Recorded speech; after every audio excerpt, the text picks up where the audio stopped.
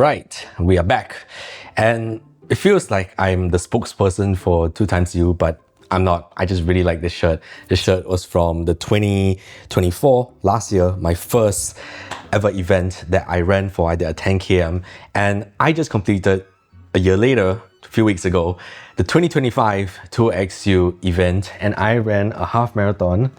This is the medal. Yeah. And this is my bib.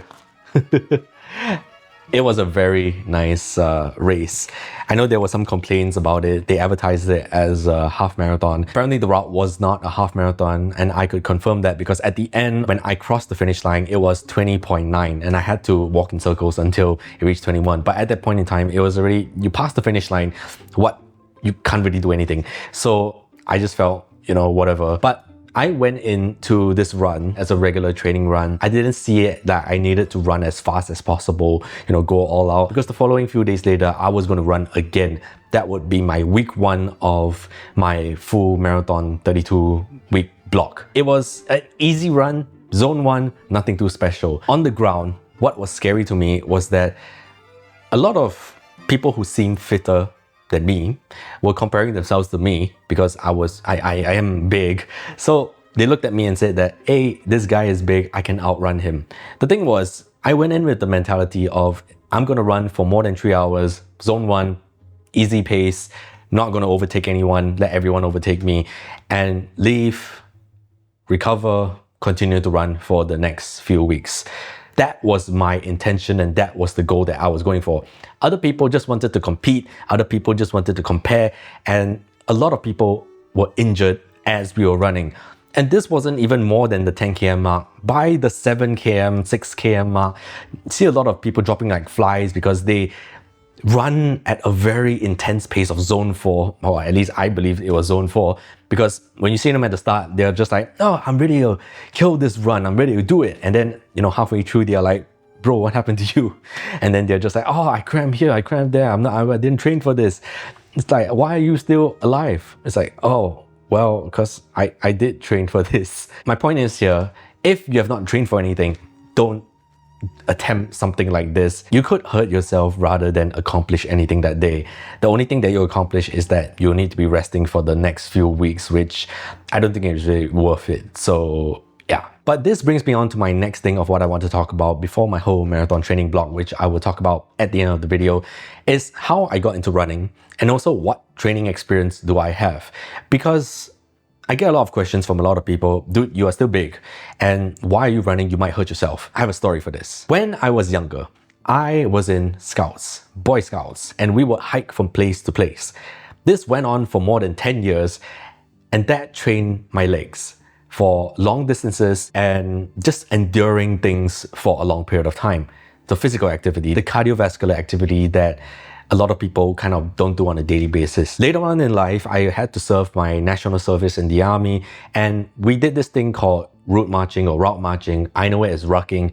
Essentially, you're taking a backpack, walking with it for a long period of time, and that had similarities to me hiking in Scouts because we had to take our camping gear and walk long distances to our next campsite or rally point.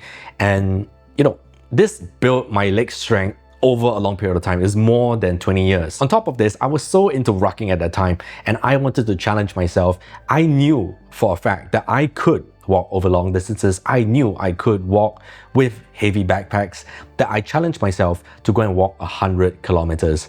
And I did, under 2 days.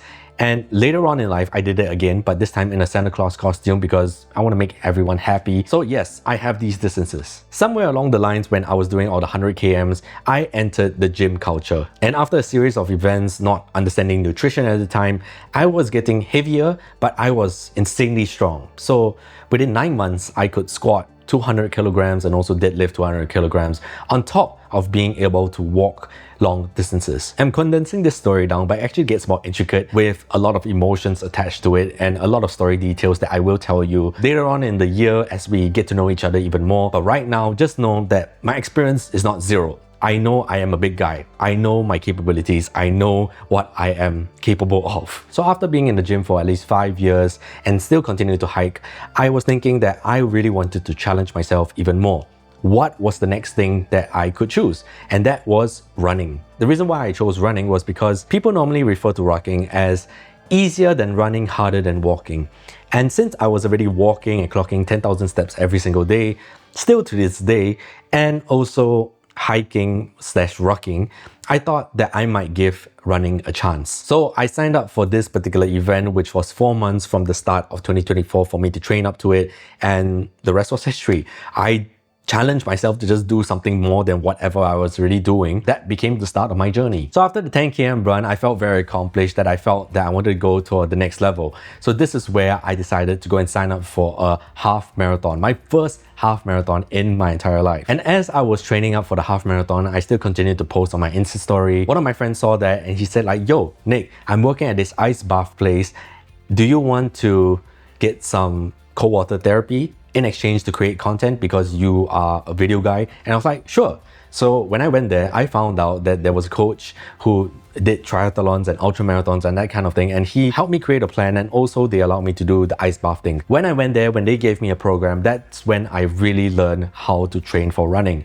I was running 5 days a week, running on hills, intervals. I was doing recovery runs, tempo runs, and I learned all of this because I was given this opportunity to learn from this. And I saw the progress as weeks went by. I started to lose a little more weight, 20 kg just to jump ahead of myself. And at the end of the year, after the half marathon, I went for a 5 km and I ran in a suit. As you can tell, this is my whole running journey thus far. It actually gets into more detail, which I will tell you at the end of the year when I lose even more weight and I finish the marathon and that kind of thing, because it's a little controversial. Why am I still big? But I shall retain that for myself. But if you want to know, follow along and I will tell you at the end of the year. But the big question is, can I do a marathon? I guess the quick answer would be, of course I can. Because I have done 100 km, I know what type of distances I'm going for. But what is uncertain to me is if I can run the half marathon continuously. That's something that I have not done before, and it's something that excites me to work towards. But why in the world do I want to run a marathon in the first place? I'm in a point of my life where I'm taking it back. I'm preparing for my 30s. I've been a full-time filmmaker, freelancing here and there, doing different projects. And as I was going up the career ladder, in the industry, my fitness was going all the way down, because some days you will come back at 1 a.m. and you will eat at very odd hours, and good on one side, bad on one side. There was no balance to it. And after doing that for many, many years, I was thinking that, all right, I think it's time. Because one, I'm going into my 30s. Now is the point in life where I'm dialing back on my career progression to really just work on myself, my body, have an optimized lifestyle.